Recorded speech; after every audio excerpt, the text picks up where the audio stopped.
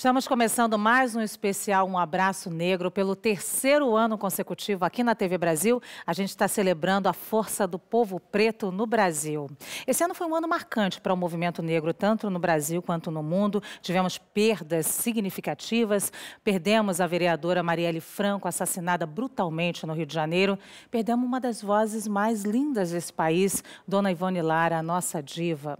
Também tivemos duas datas muito marcantes, que foram os 130 anos da abolição, celebrados em maio, e em julho nós tivemos o centenário de Nelson Mandela, um líder muito importante para todos nós. Então vamos iniciar essa conversa aqui com 4 convidados muito especiais. Eu começo com a Nina Silva, que é empreendedora, executiva. Ela é criadora do movimento Black Money e vai falar sobre esse assunto e esse conceito hoje. Boa noite, Nina, bem-vinda. Boa noite, Luciana. Agradeço o convite de toda a produção.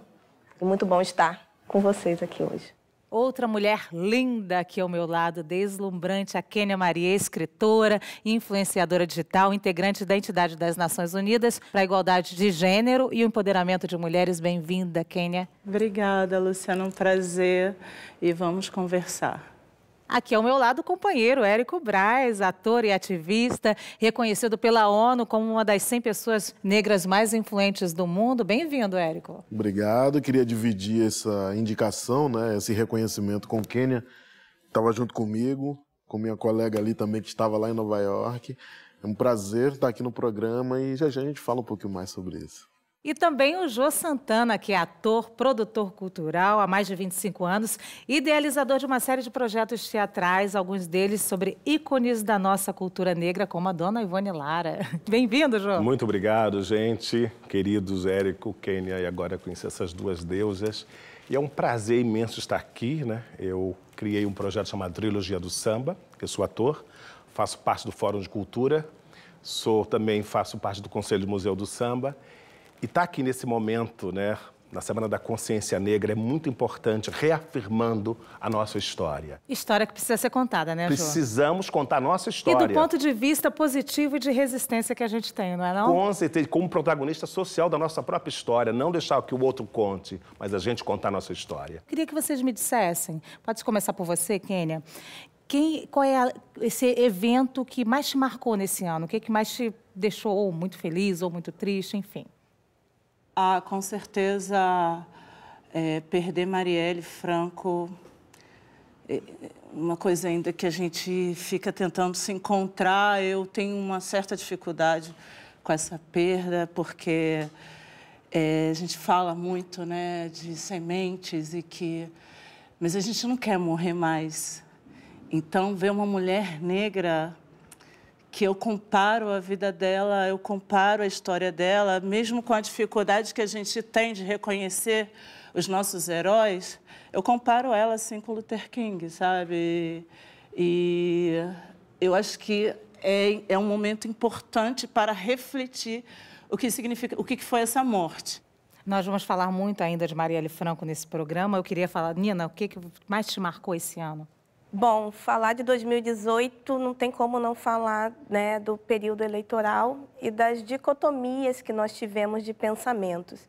Então, para mim, aí, fazendo o link com a questão da Marielle, como que nós voltamos às ruas, o povo brasileiro se vendo enquanto perda de direitos, enquanto problemas de segurança, voltou para a rua para dizer chega, para dizer não, para falar realmente do que é necessário e não deixar com que o outro fale por si.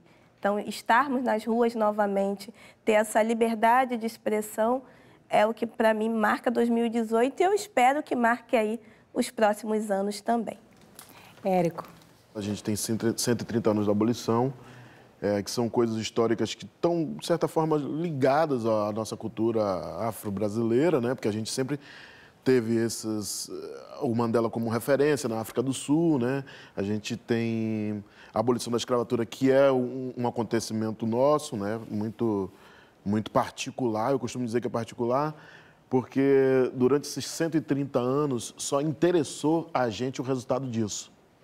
E o resultado dessa abolição da escravatura é que a gente não teve direito a nada. Então, eu não comemoro isso. Eu acho que é um momento de reflexão ainda. Infelizmente, é um momento de reflexão, porque não é possível que uma sociedade que se respeite como outra qualquer em outro país tenha 130 anos de abolição de uma escravatura, e diga-se de passagem, o Brasil como o último país a abolir a escravidão e por pressão internacional. Não é justo, não é digno que uma sociedade que se respeite ainda trate os seus negros dessa forma.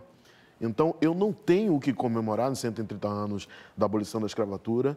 Eu choro a morte do Mandela, embora ele não seja brasileiro, mas me identifico com a luta dele na África do Sul, porque é a luta de um homem negro, né? E é um exemplo para nós todos, tanto homens como mulheres. E choro ainda mais as perdas mais atuais, que é o que Kênia falou, que é a morte da Marielle e Dona Ivone Lara, do ponto de vista artístico cidadão, né? Porque era uma mulher que cumpria a sua cidadania extremamente, e uma artista inquestionável. É um ano que a gente ainda vai refletir muito sobre ele, né, não? Sim. Historicamente, é um ano histórico, né, não, Jô? Foi tantos acontecimentos na minha vida esse ano, né? E eu estou mexido. Aí, quando eu comecei você falou agora de 130 anos, né? Da liberdade do quê? Eu venho de uma realidade que eu tive que ir à luta sempre e me achando que era branco, porque a gente também não tem as nossas referências. Aí eu cheguei um dia em casa e falei, fiz um trabalho com a Elisa, Elisa falou, você precisa se mergulhar na sua própria história. Eu fiz um ano sabático, precisava entender esse momento da minha vida, entender a história, as minhas referências, e fui contar a história de Cartola, da Dona Ivone, né? Porque a gente não sabe, porque a gente é tão colonizado pelo europeu, né? Eu venho de uma escola europeia, a gente acha que é branco, não sabe se é preto, aí vem a questão do colorismo.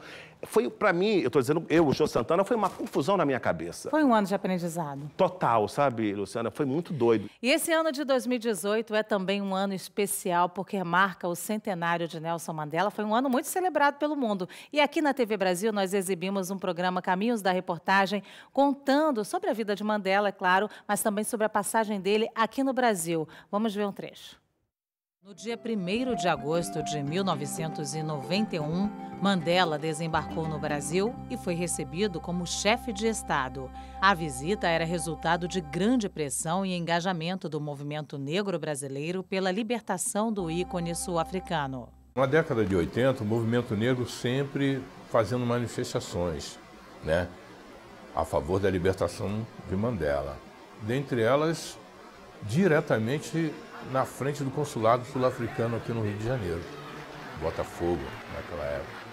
Isso foi muito interessante, porque havia uma conexão, né, do movimento negro, nas suas várias entidades, as várias lideranças, da importância de ter livre Nelson Mandela. Já estava cunhado, já estava marcado, né, a ferro e fogo, né, uma vontade disciplinadora da liberdade e de um viva a essa criatura que não fez concessão a nada.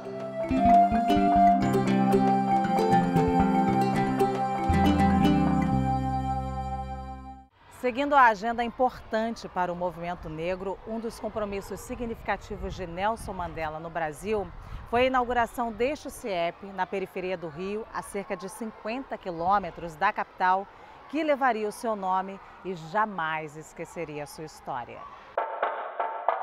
Eu, pessoalmente, estive mais na plateia, eu não estava junto com a comitiva. Foi um momento belíssimo. Quando ele chega, a força, o magnetismo da personalidade dele e da Winnie, né, ganha todo mundo.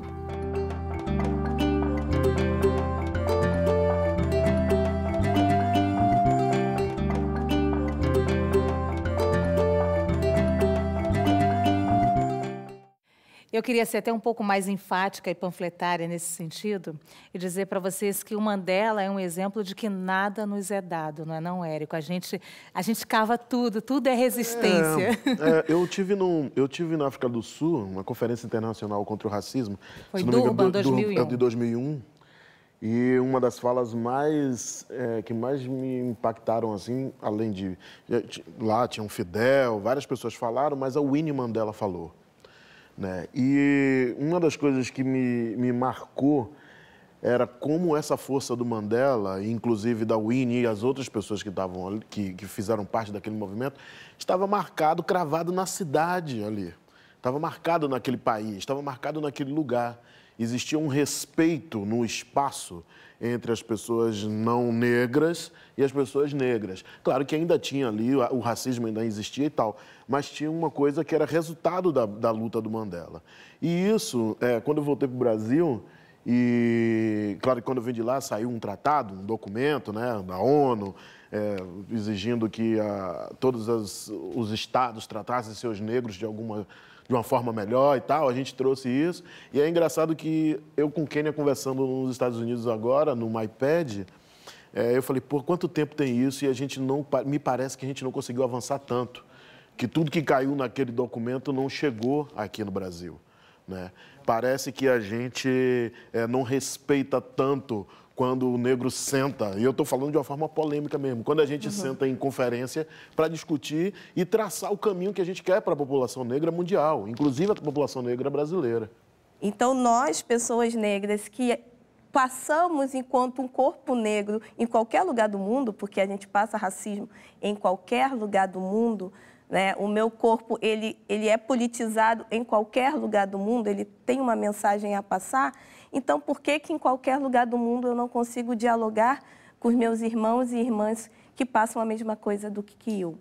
Então, esse nacionalismo preto que Marcus Garvey ele traz no início do século XX, né, que é a base do movimento Black Money, o nacionalismo preto, que também é difundido pelo Malcolm X, é fazer com que nós nos reconheçamos pessoas africanas nascidas em diáspora, que temos, sim, questões comuns e que precisamos manter esses diálogos, essas redes, essas pontes, para que a gente não perca. Mas eu agora me emocionei com Mandela e vendo nossos mais velhos aqui no Brasil, numa época que não tinha hashtag, que não tinha WhatsApp, não tinha nada para se comunicar. Olha lá, Mandela, vamos. Fazer uma live. Era. Não tinha. E Thalie Abdias, eu fiquei realmente emocionada, porque assim, eu aqui mais nova, né, já com as minhas 4 décadas, mas quando tem esse tipo de coisa, quando acontece o que aconteceu, né, nós estamos em novembro, mas esse ano foi bem complicado e a gente tem muito motivo para ficar feliz e ficar triste e tal. Isso me deu esperança porque nossos passos vêm de longe. Foram 130 anos, aliás, foram uns 500 anos, mas 500 anos de resistência. A gente não inventou essa história. Às vezes a gente está jovem, a gente se sente muito solitário na luta. Sim. Mas essa luta, ela é uma luta de resistência o tempo inteiro. Em nenhum momento parou, não é não, Jô? E a gente vive nessa resistência, pegando a fala do nosso querido Érico, dessa questão do ator negro, né? Eu tive a necessidade de contar a história do povo brasileiro, da minha história, quando eu pensei em colocar no Cartola um elenco 100% negro como protagonista social da sua própria história. Aí eu falei, puxa, foram 3.000 candidatos, vocês estavam lá no Itaú Cultural, e quando eu cheguei numa empresa, eles disseram o seguinte, eu fui levar um projeto, eles disseram, não, esse Cartola não me representa. Eu falei, gente, se Cartola, uma referência, um ícone, não representa uma empresa, aí eu pus o pé na porta, como diz uma amiga minha, falei, não, eu quero fazer essa história. Aí eu fui para a luta e colocamos de pé um sucesso estrondoso e mostrei para essa empresa que disse, olha aqui, nós também geramos empregos, graças à Lei Rouanet, mais de 250 pessoas empregadas e negros como protagonista. Que a gente tem que ter roteiristas negros, produtores negros, né, para a gente contar a nossa história. Nós vamos para um breve intervalo, mas antes nós separamos para você um trecho do musical Dona Ivone Lara, Um Sorriso Negro. Aproveite e aprecie.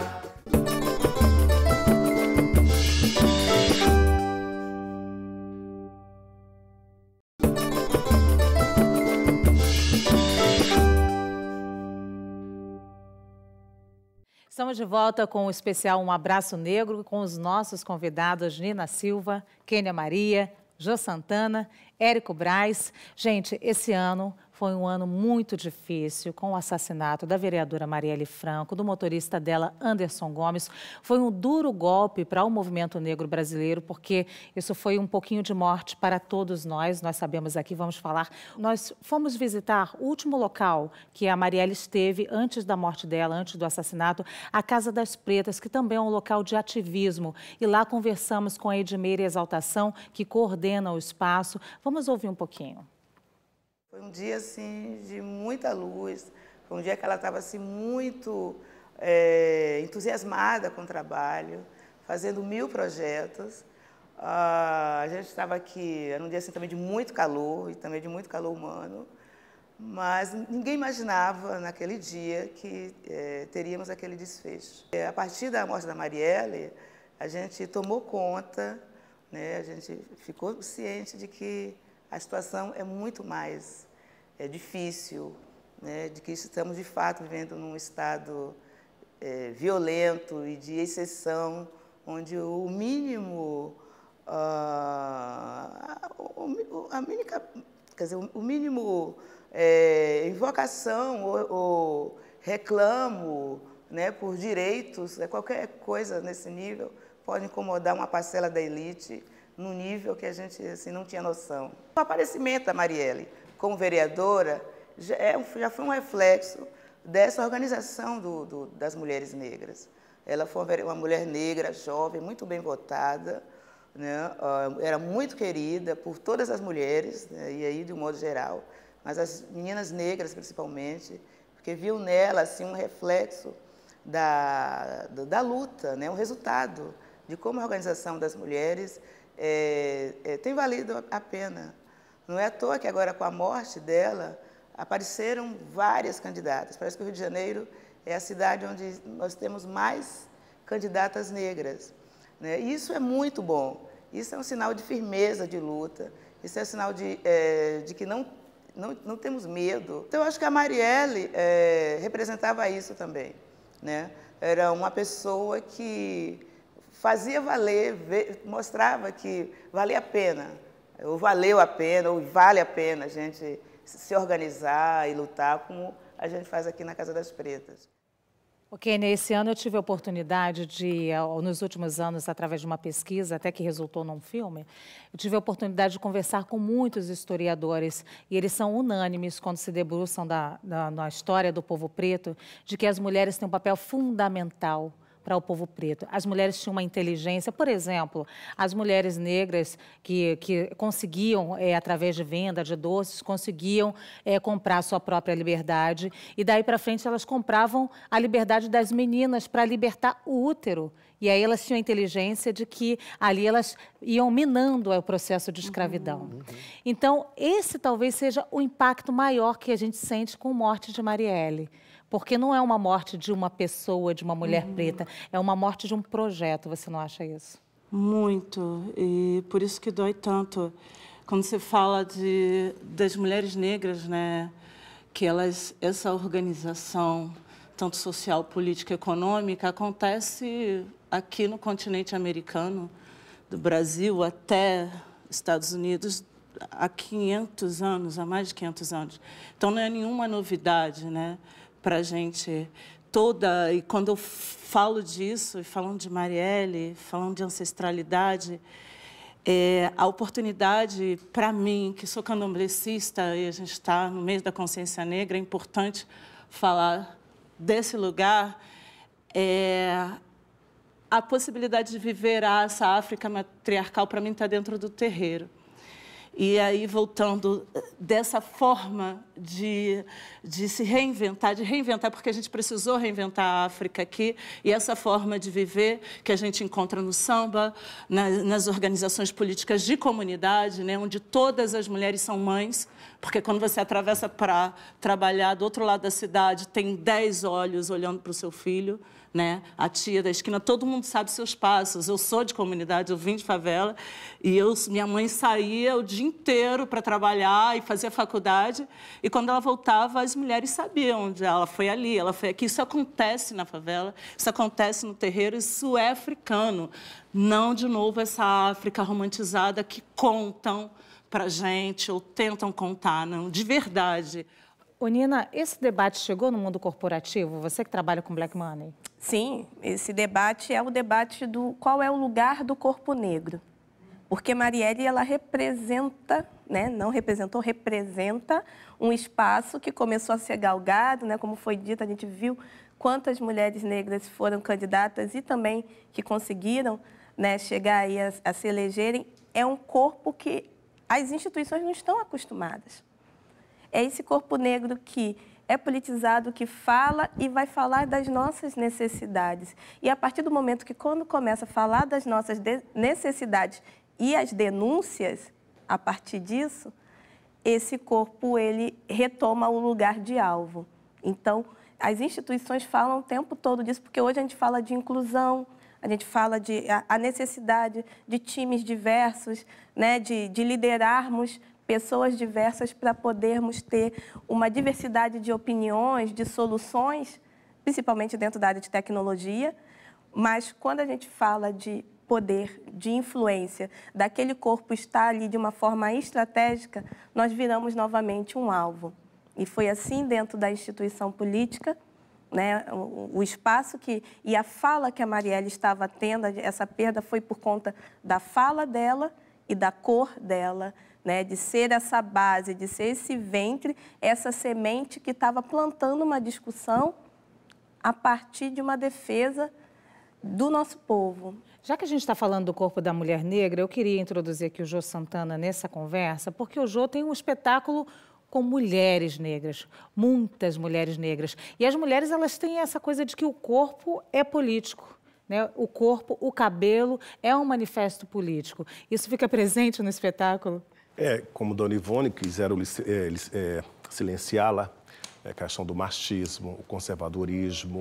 E essa mulher colocou o pé na porta, né, do miudinho, né, trabalhava fora, porque eles se assistiram, são as nossas mães, as nossas tias, que vêm desse útero, dessa África, né, que você colocou aqui, dessas mulheres que estão à frente. Imagina uma mulher naquela época, num ambiente machista, como o samba, que até hoje, para mim, Dona Ivone abriu caminho para muitas mulheres. Inclusive, quando você fala da Marielle, né, que mexe comigo, porque me emociona muito, porque cadê o poder público? Cadê? Como você falou agora, é o corpo da mulher, né? Cadê as respostas? Então, esse espetáculo me faz muito refletir sobre esse momento do país. Onde é o nosso lugar? Onde a gente quiser. Se a gente parar e olhar, e eu acho que todo mundo vê isso todo dia, a política brasileira é uma política extremamente branca. A gente não tem políticos negros. Como é que eu vou sentar agora e dizer assim, vão atender os nossos direitos? Uhum. As pessoas que estão lá não têm propriedade da minha realidade. As pessoas que estão lá não querem saber de artistas negros. Uhum. Querem acabar com as leis de incentivo, não quer dar dinheiro para a gente fazer o nosso teatro. Quer dizer, eu sou uma pessoa, não tenho privilégio não, porque eu sou negro, eu posso ter uma vantagem social. Negro não tem privilégio. A gente pode ter vantagens sociais, como diz Djamila Ribeiro, grande filósofa. Mas, e quem não tem vantagens sociais? Eu conheço um monte de gente que morreu no teatro de comunidade, teatro de periferia, porque não tem dinheiro para fazer. Não tem incentivo. Ninguém vai nos calar, como não calou a Marielle, como agora nas eleições, todo mundo gritando no WhatsApp, vamos lá, todo mundo se uniu. É através... vamos acabar com a Lei Rouanet. Gente, não é assim, são 20 anos gerando emprego. Se roubaram, prenda. Mas a gente precisa trabalhar e colocar a gente como protagonista. Fui ver seu espetáculo, tá você lá como protagonista, maravilhoso a gente se ver, se representado. Isso é importante.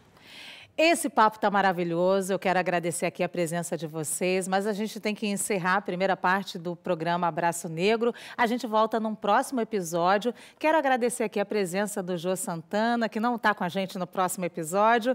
Muito obrigada, Jô. Obrigado, Luciana, Nina, Érico, Kênia, muito obrigado. É um prazer estar aqui nesse momento tão importante do país. A gente reafirmando a nossa história. Muito obrigado e axé para todos nós. E a gente encerra com mais um trecho do musical Dona Ivone Lara, Um Sorriso Negro para você. Aproveita.